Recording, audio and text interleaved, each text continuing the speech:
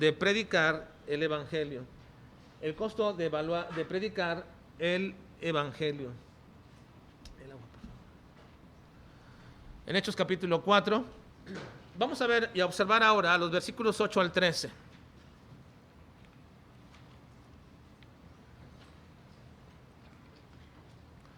De nuevo, evaluando el costo en predicar el Evangelio y el denuedo de predicar sin escrúpulos. El denuedo de predicar sin escrúpulos o de una generación sin escrúpulos. Hasta ahora, hermanos, hemos visto el costo de predicar el Evangelio desde la línea de ataque de los adversarios desde afuera. Pero ahora veremos el costo que requiere que nosotros mismos paguemos. Y este quizás sea el costo más grande que debemos pagar en tiempos actuales.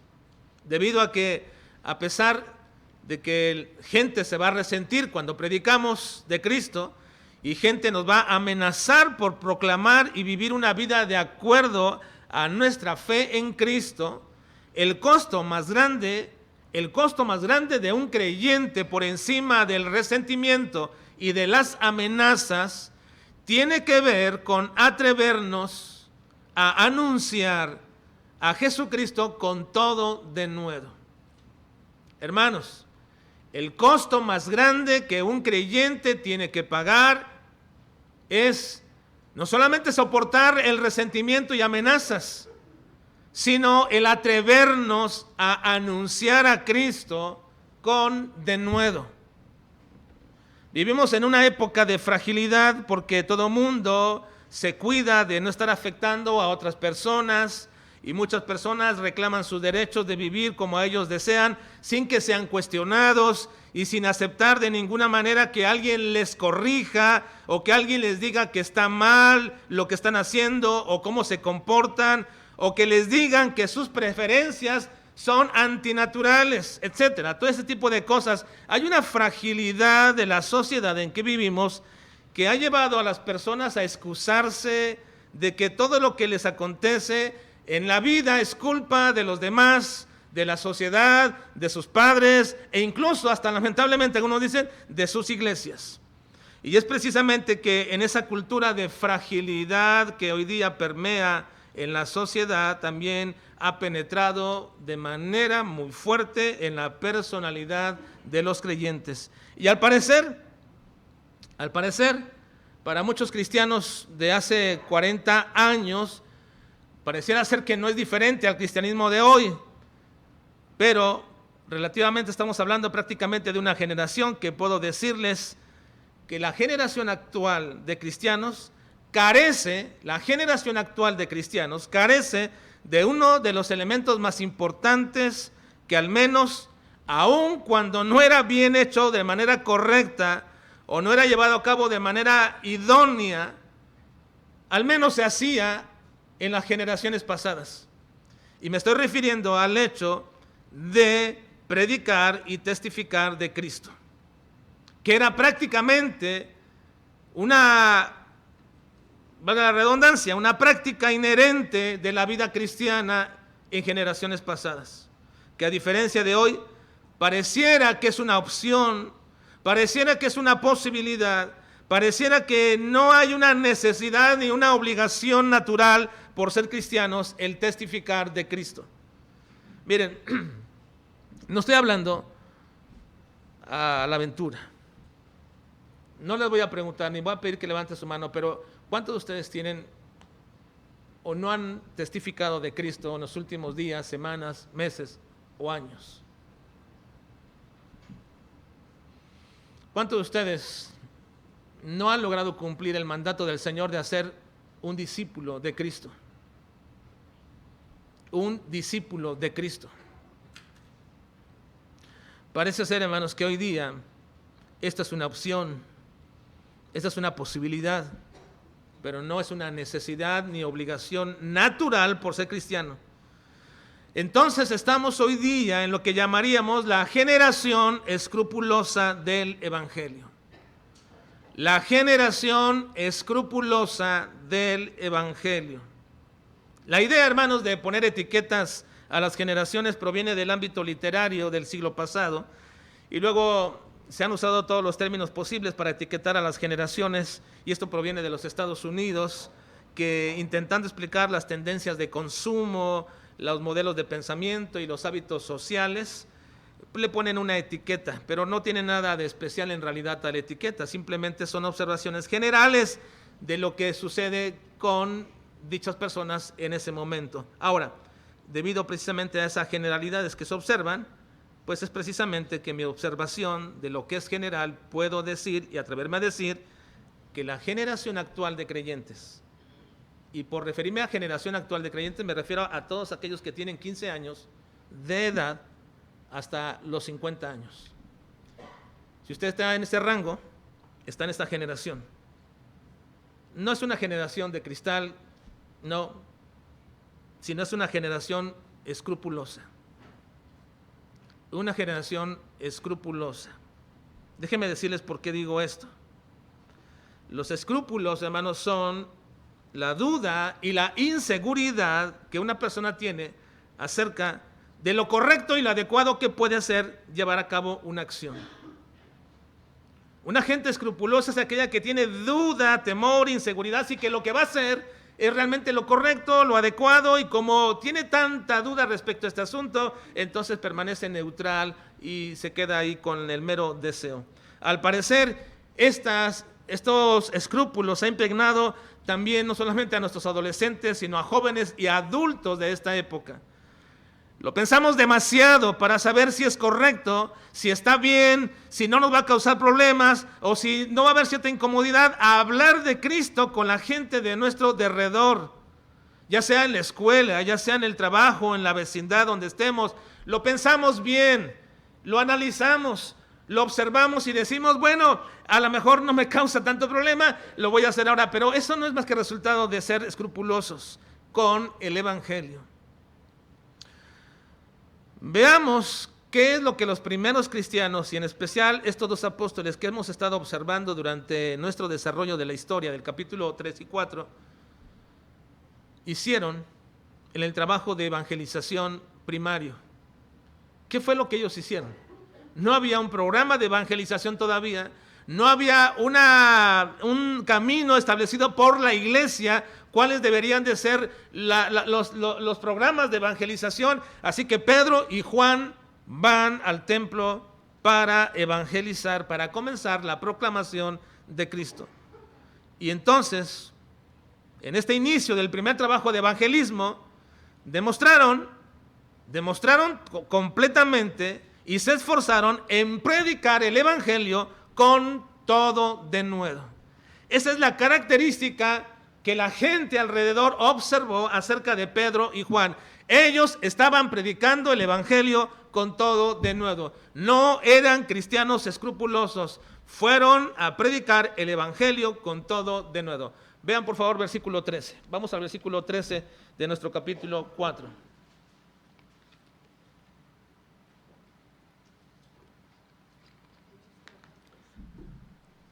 Leamos juntos. Dice: entonces, viendo el denuedo de Pedro y de Juan, y sabiendo que eran hombres sin letras y del vulgo, se maravillaban y les reconocían que habían estado con Jesús.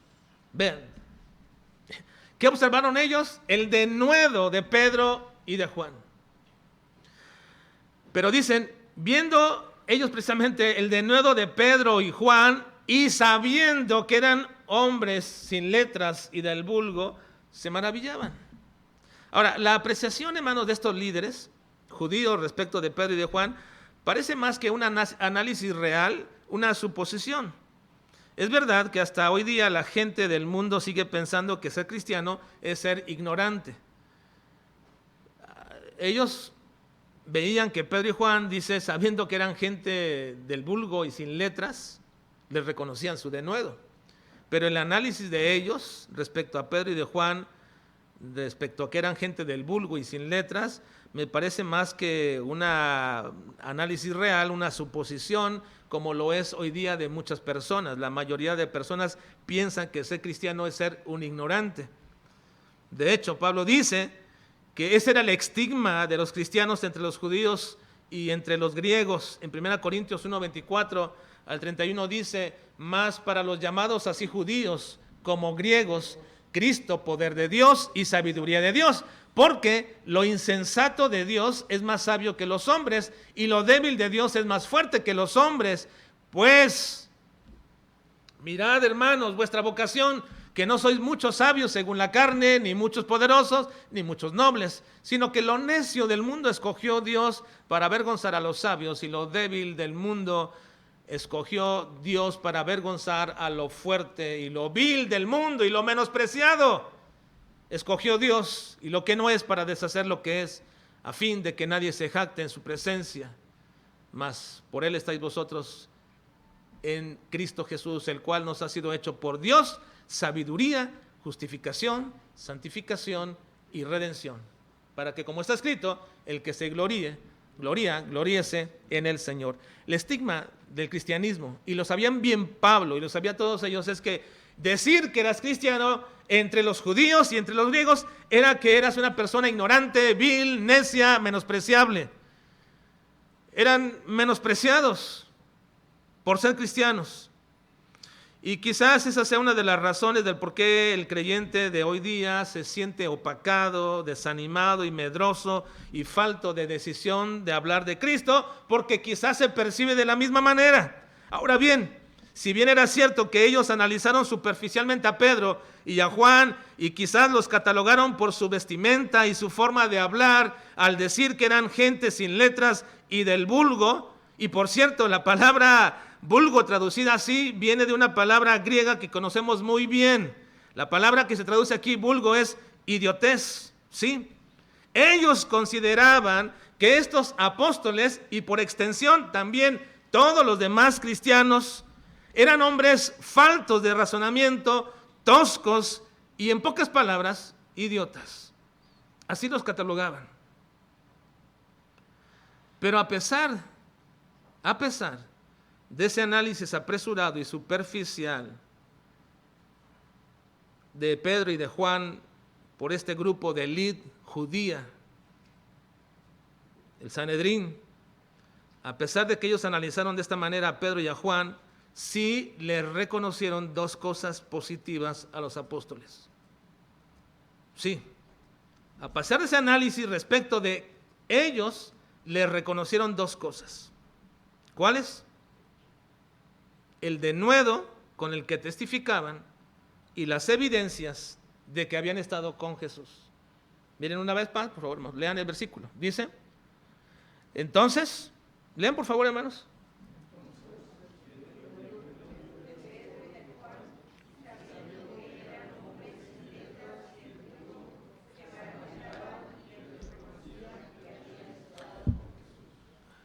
Nos acostumbramos a la pantalla, hermanos, ¿verdad? Pero ahí está la Biblia también, esa parte. Entonces, les reconocían dos cosas: su denuedo para hablar de Cristo y también las evidencias de que habían estado con Jesús.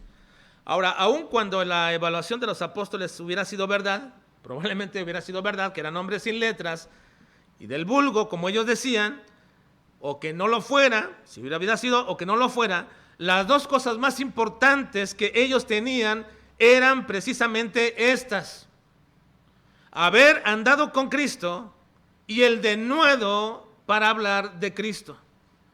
Estas son dos cosas sumamente importantes por encima de todo lo que este mundo pudiera darnos, por encima de todas las posesiones, por encima de todos los títulos que ustedes pudieran tener, por encima de todo lo que pudiéramos de repente nosotros catalogarnos unos a otros. De pronto analizamos a la gente y por su forma de vestir decimos, les ponemos una etiqueta, y por su forma de comer o lo que comen les ponemos otra etiqueta, y por su forma de expresarse otra etiqueta. Pero por encima de todas esas etiquetas que aún entre nosotros nos ponemos, lo más importante por encima de todo eso, lo cual no debería servir para humillarnos a ninguno, ni decirnos ni humillar cualquiera entre nosotros, pero por encima de todo eso, hermanos, lo más importante es que la gente pueda reconocer que tú has andado con Jesús, que tú eres de Jesús, que tú vives en Jesús, que tú conoces a Jesús y por lo tanto tienes un denuedo de hablar de Cristo.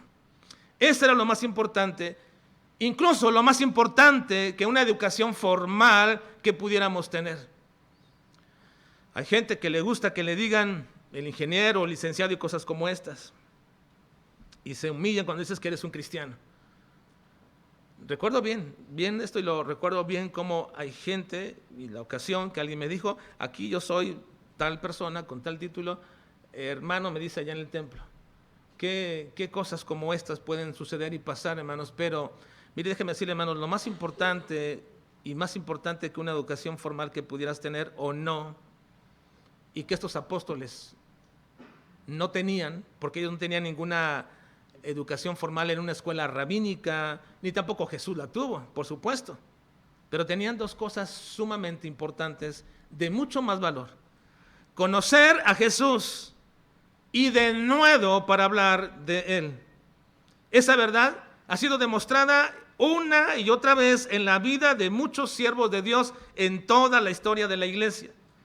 En personas tales como, por ejemplo, Spurgeon, Moody, Carey, Martin Lloyd Jones, Hudson Taylor y muchos otros que no tuvieron educaciones formales, no fueron a institutos ni a seminarios. Sin embargo, Dios les utilizó de una manera tan grande. Pero decir, hermanos, que no tener una educación formal te puede Dios usar bien por ello, es también incorrecto. También Dios te puede usar con una educación formal y con todo lo que te puedes preparar. Tenemos también gente, por supuesto, muy educada y preparada, tales como Moisés, Daniel, Pablo, Agustín, Lutero, Sproul, MacArthur, muchos de ellos, gente que Dios les ha permitido prepararse y también ser usados por el Señor. Así que no importa realmente la preparación o el catálogo de cosas que tú pudieras tener en cuanto a títulos, lo importante, y que ellos les reconocen aquí a estos dos apóstoles, es que habían estado con Jesús.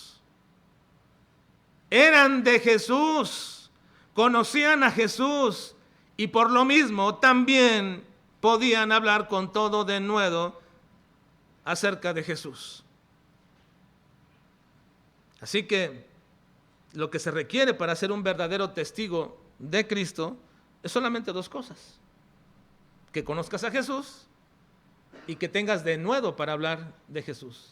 Para que seas un verdadero testigo de Cristo se requiere dos cosas: conoce a Jesús y ten denuedo para hablar de Jesús. Ahora, me voy a concentrar solamente en este momento en hablar acerca del denuedo, porque quiero suponer que la mayoría de aquí conoce a Jesús. Y no es una suposición falsa, creo que sí, puede ser que no algunos, pero quiero suponer que la mayoría conoce a Jesús. Y me voy a referir a esto en nuestro último mensaje que tengamos la próxima semana acerca del conocimiento de Jesús. Pero hoy quiero concentrarme en estas dos cosas importantísimas para un testigo de Cristo, un verdadero testigo de Cristo: que conozca a Jesús y que tenga denuedo para hablar de Jesús. ¿Qué es el denuedo? ¿Qué es el denuedo que se menciona aquí? Bueno, el diccionario nos dice que denuedo es el valor, la energía y la decisión que se necesita para ejecutar una acción. El denuedo es el valor, la energía y la decisión para ejecutar una acción. Y por supuesto que estos apóstoles tenían eso, porque recuerden que ellos rompieron el momento de miedo y de indecisión de todos los apóstoles cuando pesaba sobre ellos una acusación del robo del cuerpo de Jesús, y fueron a predicar al templo donde los propios líderes judíos estaban, y ellos mismos eran los que habían promovido su persecución. Pero creo, hermanos, que el denuedo va más allá del mero valor, más allá de la mera decisión. El denuedo es algo más que la osadía y el valor para predicar de Cristo. Se necesita conocer bien el mensaje que vas a decir de Cristo, porque si no, tu denuedo no va a pasar de ser más allá que una acción muy cargada de fanatismo o de religiosidad sin ningún resultado verdadero. Necesitas conocer bien el mensaje que vas a hablar de Cristo. La palabra usada aquí como denuedo es una palabra griega que es parresia, que significa decir todo o hablar todo. Es decir, no deberías dejar de decir lo que se debe decir. Y en eso consiste el denuedo. En hablar el mensaje con valor, pero con el valor de decir lo que debes decir, sin minimizar, sin desviar lo que quieres decir. Y en este caso, tiene que ver acerca de Jesús. El denuedo, hermanos, es más allá del simple valor, valentía, osadía, para hablar de Cristo. Es decir acerca de Jesús lo que se debe decir con todo valor, con todo el valor. ¿Y qué se debe decir acerca de Jesús con todo valor? Bueno, vean el versículo 9, por favor, hermanos. Versículo 9.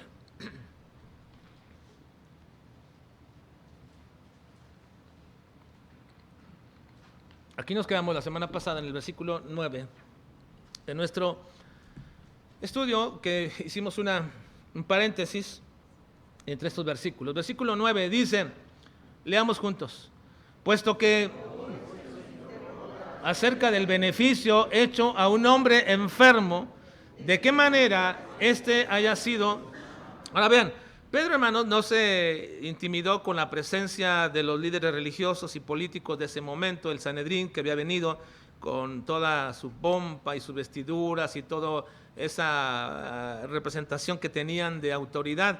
Pedro no se amilanó frente a ellos, no se intimidó frente a ellos, sino que de alguna forma y de manera muy valiente el apóstol Pedro les revira, hermanos, esa presencia de osadía que ellos tenían para venir y tratar de hacerlos amedrentarse.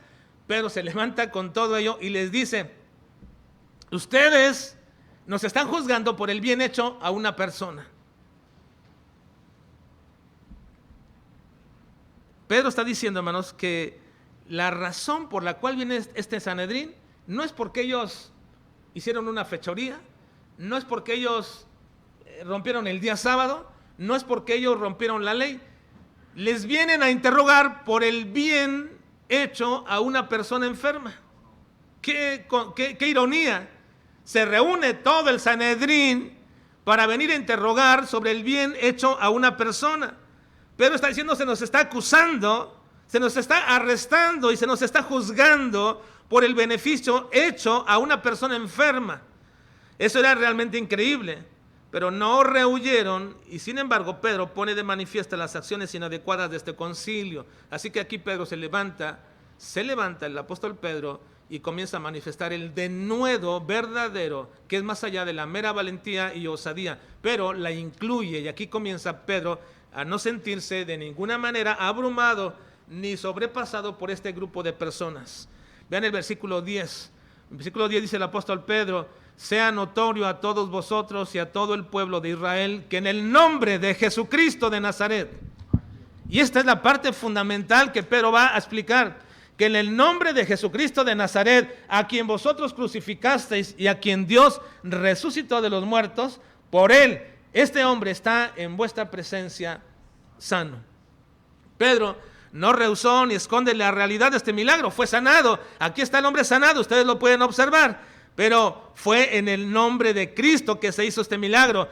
Ellos no pudieron hacerlo, ellos no tenían el poder para hacerlo, y Pedro lo reconoce perfectamente. Fue en el nombre de Cristo que hicimos este milagro. Esta es la forma de iniciar y de culminar el testimonio que debemos dar. Cristo es la persona prominente de nuestro mensaje. Él es la persona prominente de nuestro mensaje. Y ahora procede Pedro a hablar de Jesús en dos formas que llegan a ser la razón por la cual les reconocieron el denuedo. La gente que estaba ahí, cuando oyeron a Pedro hablar de esto y a Juan, ahora aquí se menciona a Pedro, pero siempre se menciona a Pedro y Juan, porque de alguna manera, no sé si sería así o no, pero quiero suponerlo porque Lucas lo relata de esta manera, es que cuando Pedro decía alguna frase, Juan la reafirmaba o ayudaba y colaboraba en ese sentido en reafirmar el propio mensaje. Pero los dos estaban hablando, pero quien llevaba la palabra, por decirlo así, primariamente era Pedro. Así que entonces Pedro nunca rehusó mencionar que era Jesús la razón de este milagro. Pero lo que va a decir acerca de Jesús, Pedro, es por lo que ellos les reconocen el denuedo. Una vez más, recuerden que el denuedo no solamente es la valentía y la osadía para hablar acerca de Jesús, sino es decir de Jesús lo que se tiene que decir. no esconderlo, no minimizarlo, no rebajarlo. Es decir, lo que tenemos que decir de Jesús. Vean por favor el versículo 11. La primera cosa que Pedro dice de Jesús, que manifiesta el denuedo de Pedro y de Juan al hablar de Cristo. Dice 11, versículo 11, dice: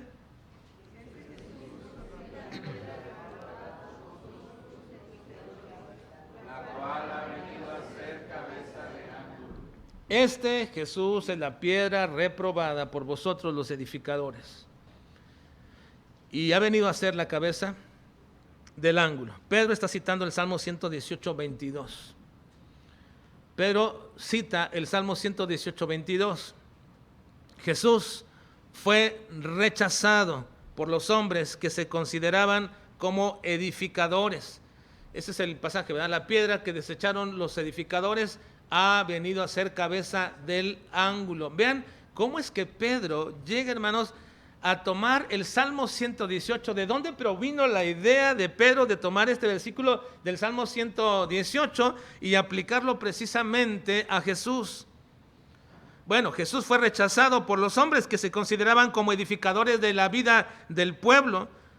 Y esta forma de usar las escrituras para hablar de Cristo es una verdadera cátedra de conocimiento escritural.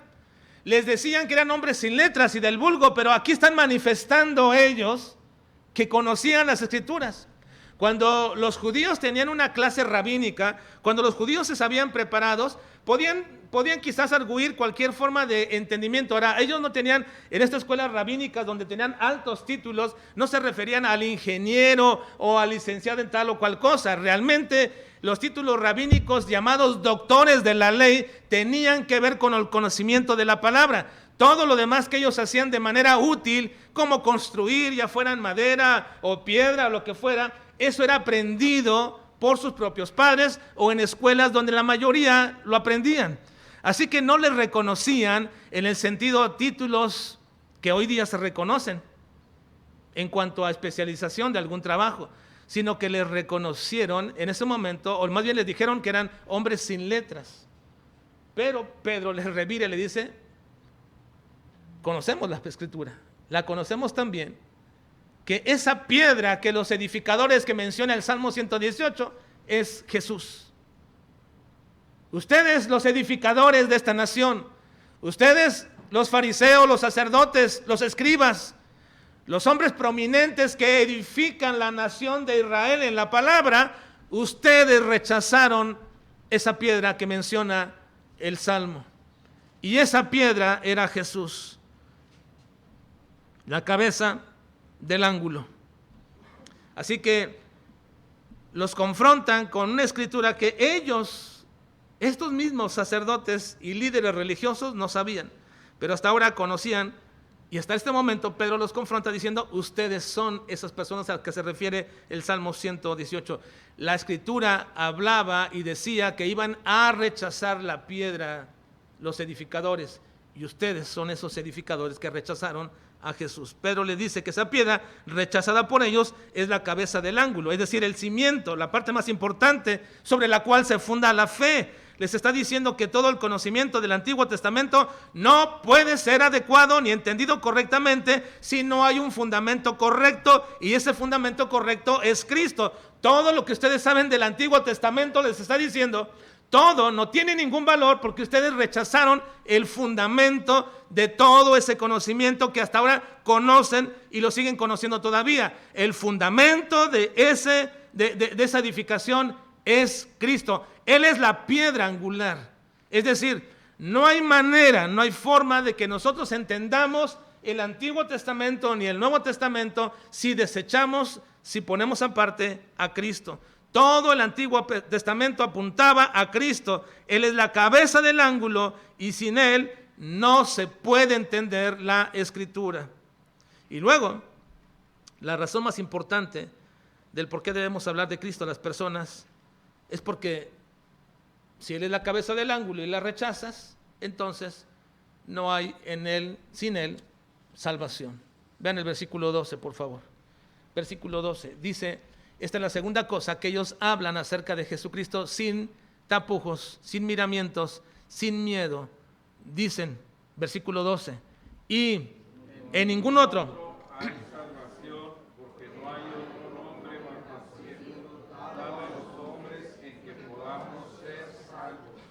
Una vez más, este es un texto que debe ser parte de nuestra vida, de nuestro pensamiento. Si tú vas a testificar de Cristo, debes tenerlo aquí en la mente, en el corazón. Digámoslo, dice. Y en ningún otro hay salvación. Porque no hay otro nombre bajo el cielo dado a los hombres. Ahora, lo recitamos así, pero ahora dilo como la verdad que sí crees. Porque esa es la verdad que creemos y que sostiene nuestra fe, ¿o no, hermanos? Porque si creyéramos que hay salvación en las obras, o si creyéramos que hay salvación en las iglesias, o si creyéramos que hay salvación en cualquier otra persona, nuestro conocimiento y nuestra necesidad de hablar de Cristo no sería de ninguna manera real. Pero si realmente creemos que en ningún otro hay salvación, porque no hay otro nombre bajo el cielo dado a los hombres en que podamos ser salvos, entonces, si esta es una verdad que gobierna nuestra mente, nuestro corazón y sostiene nuestra alma, ¿por qué no decirlo abiertamente? ¿Por qué no decirlo abiertamente? Es que no queremos ofender a tal o cual persona con su religión, con sus cosas. ¿No lo queremos ofender? Porque si esta es la verdad que sostiene nuestra alma, entonces deberíamos hablarlo con toda libertad. Digámoslo otra vez, con toda convicción plena, hermanos. Dice, y en ningún otro hay salvación, porque no hay otro nombre bajo el cielo dado a los hombres en que podamos. Pedro no proclamó a Jesús como un camino posible o un posible camino de salvación, sino como el único camino de salvación. En ninguno otro hay salvación. Y no hay otro nombre. Fue absoluto Pedro al predicar de decir, no hay salvación, no hay otro nombre, si no es en Cristo. Es tan clara y tan abierta y directamente la idea de que Jesús es el único Salvador. La gente del mundo odia estos absolutos. Estas declaraciones absolutas las odia la gente del mundo. Si quieres que se rían de ti, se burlen de ti, que te odien o hasta te persigan, entonces testifica estas declaraciones exclusivas de Cristo de manera absoluta y categórica y vas a ver lo que acontece. Instintivamente, el hombre se pregunta, ¿y acaso no hay otra forma que me pueda salvar o que yo mismo pueda hacerlo? No sé por qué la gente se pregunta esto. No sé por qué la gente se pregunta si cuando la Biblia es tan clara que solamente en Jesús, ¿por qué la gente dirá, bueno, pero también en la iglesia, pero también podría ser en las buenas obras? Pero ¿por qué se preguntan eso? ¿Por qué habrían de pensar en eso si es tan claro que solamente en Jesús? ¿Por qué no podrían entonces realmente decir, bueno, solamente en Jesús? Si alguien desea creer que todos son salvos o que existen muchos caminos al cielo o que uno puede tomar lo mejor de todas las religiones y moldearlas en una sola buena y correcta para tu vida, bueno, está bien si eso quieres creer, pero sufre las consecuencias en la eternidad. Y también, sobre todo, hermano, ninguno de nosotros diga, piense o deje entredicho que eso es lo que la Biblia enseña. No, hermanos, no universalicemos o generalicemos la salvación haciéndola adecuada para toda la gente. No la reduzcas a una religión. No reduzca la salvación a la asistencia al templo o a un buen comportamiento moral o familiar. No hagamos esto con la salvación. Es clara y única y enfática y abierta que la única salvación está en el único camino que es Cristo y en el único nombre que es Jesucristo. Y sin Él no hay salvación. Pero, y aunque lo conocemos, nos falta denuedo para proclamarlo. Nos falta denuedo para decirlo de manera absoluta. Así que el denuedo incluye que conozcas bien el mensaje, porque ¿cómo hablarías con toda autoridad acerca de esto? Pero incluye una segunda cosa con la cual terminamos en esta mañana. Para hablar con denuedo, además de conocer bien el mensaje, necesitas la llenura del Espíritu Santo. Ve el versículo 8, por favor. Versículo 8. Dice, entonces Pedro, lleno del Espíritu Santo, les dijo, gobernad Vean, así comienza Pedro. ¿Por qué se levantó Pedro y pudo enfrentar a estos hombres que habían matado a Jesús y que a ellos los perseguían, y pudo declarar enfáticamente que no hay salvación en la religión judía? No hay salvación en seguir las leyes, les dijo. Bueno, le está diciendo de una manera tácita, callada, pero lo está incluyendo. No hay salvación porque lo único que hay salvación es en Jesús. Y esa piedra ustedes la rechazaron. Ahora, ¿cómo pudo decir todo esto Pedro? Bueno, porque precisamente lleno del Espíritu Santo comenzó a hablar. La audacia, hermanos, y la habilidad sobrenatural para hablar del Evangelio directamente y confrontadoramente, el mensaje correcto de Jesucristo, es siempre una obra de la llenura del Espíritu Santo. Siempre. Si no, pasará de un mero discurso, de una mera pelea, de una mera discusión, pero hablar de tal forma que una persona pueda ver el denuedo que hablas con Cristo, se requiere la llenura del Espíritu Santo. El Señor Jesucristo mencionó esto, dijo en Lucas capítulo 12, versículos 11 y 12, dice: cuando os trajeren a las sinagogas y ante los magistrados y las autoridades, no os preocupéis por cómo o qué habréis de responder, o qué habréis de decir, porque el Espíritu Santo os enseñará en la misma hora lo que debáis decir.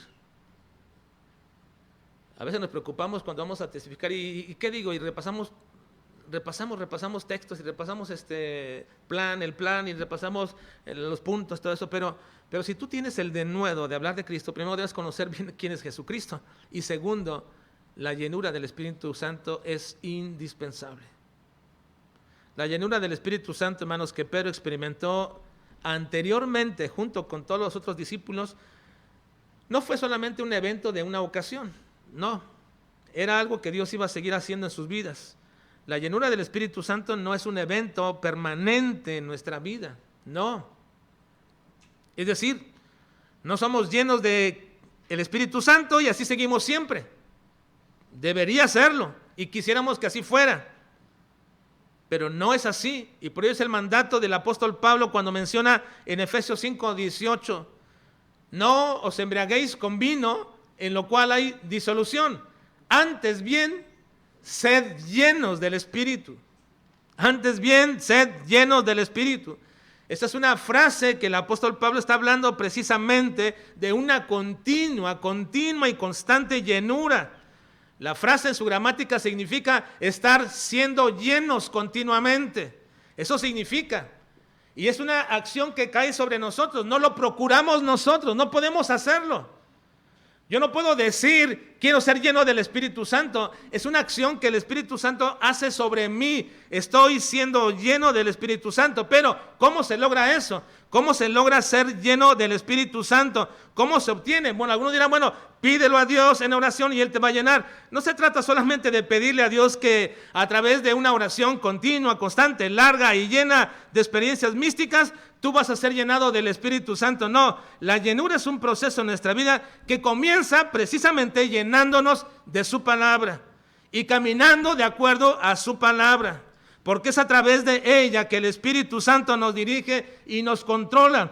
El Espíritu Santo ha reflejado, ha dirigido, ha instituido su palabra, la ha inspirado de tal manera que cuando yo la leo, cuando yo me lleno de ella, cuando yo procuro guardarla en mi corazón y mantenerla en mi vida y caminar de acuerdo a ella, estoy caminando de acuerdo al Espíritu Santo y estoy siendo lleno del Espíritu Santo. No es la llenura del Espíritu Santo un evento milagroso, extrasensorial, súper espiritual, como algunos lo llaman, donde puedes hablar en lenguas y decir cosas que ni siquiera sabes o conoces. No, no es así. La llenura del Espíritu Santo comienza con llenarte de su palabra. Y si no tenemos la costumbre, hermanos, y el deseo, más que costumbre, el deseo de leer su palabra durante el día, nuestro día, ¿cómo ser lleno del Espíritu Santo? Si me cuesta tanto seguir un programa de lectura, ¿cómo ser lleno del Espíritu Santo? Si me es mucho más fácil ver programas deportivos, televisivos, series y cosas como estas, y no tomarme un tiempo para leer la Escritura, para meditarla, para pensar en ella, ¿cómo puedo ser lleno del Espíritu Santo? Yo creo, hermanos, que la falta de denuedo de esta generación de cristianos, me incluyo a todos aquellos que están aquí, la falta de denuedo para hablar de Cristo es porque nos falta el deseo de saborear, de leer, de meditar su palabra. Nos falta. No caminamos, no hacemos el esfuerzo. Tenemos tantas cosas que apresuradamente hacer que no tenemos tiempo para leer la Biblia. No tenemos tiempo para meditar un poco en ella. No somos el único método para leer la Biblia. Puedes leerlo de muchas maneras. Y hay muchos métodos en el internet para hacerlo si tú quieres. Si tú lo quieres hacer, está bien. Pero no digas que no hay posibilidad de que se te dirija en cierta manera para leer las Escrituras.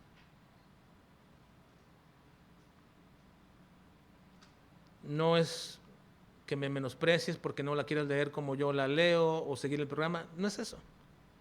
Lo que me da tristeza, hermanos, es que hay creyentes que pasan días y días sin leer la palabra de Dios, sin tener un deseo ávido por leer la palabra del Señor. ¿Cómo podemos ser llenos del Espíritu Santo con tales actitudes? ¿Cómo tener denuedo, hermanos, para hablar de Cristo si no somos llenos del Espíritu Santo? Por eso nos detenemos tantas veces para hablar de Cristo, ahí con los amigos, ahí con los compañeros, ahí con la gente, ahí con la familia. Nos detenemos y nos volvemos medrosos pensando si será bueno hacerlo o no hacerlo en este momento, si será factible o no factible hacerlo, si me conviene o no me conviene hacerlo. Somos una generación de cristianos medrosos respecto del Evangelio. Así que el denuedo necesario para quitar de nuestras vidas el estigma generacional de ser escrupulosos con el mensaje del Evangelio es predicar con denuedo. Sí, hermanos, dejar esos escrúpulos respecto del Evangelio es necesariamente urgente en nuestras vidas. Que Dios, hermanos, nos ayude a comenzar a tener ese denuedo diariamente en nuestras vidas y no ser tímidos y avergonzados del Evangelio de Jesucristo por nuestros escrúpulos respecto al Evangelio. Vamos a orar, por favor.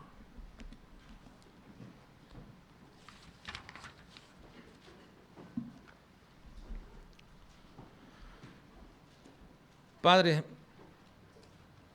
necesitamos tanto de tu ayuda.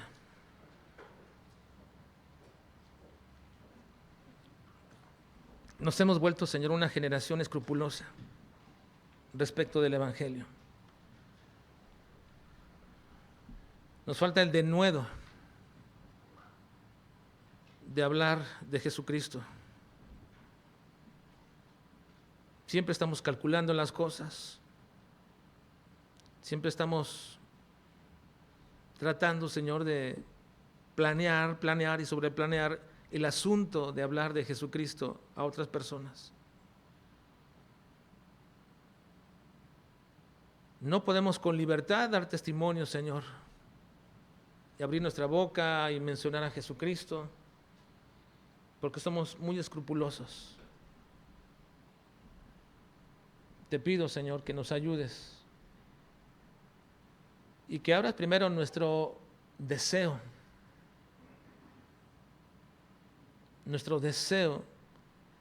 de leer tu palabra, de meditarla, de guardarla en el corazón, para que podamos ser llenos del Espíritu Santo y entonces con toda valentía, con toda osadía, con todo el valor necesario, comencemos a hablar de Jesucristo. Sin planear, sin pensárnoslo 2 o 3 veces, ya que tú nos dirás y tu Espíritu Santo nos guiará para testificar de Él. Señor, haz esa obra en nuestras vidas, Padre, ayúdanos a entender que somos una generación que le falta el denuedo de hablar del Evangelio, de Jesucristo. Y te ruego, Padre, que podamos romper esa forma de ver el Evangelio tan escrupulosamente a partir de ya, Señor. Ayúdanos, Padre, a meditar, a pedir perdón, a rogar por el denuedo de predicar el Evangelio. Te lo suplico, Señor, y te lo pido en Cristo Jesús. Amén.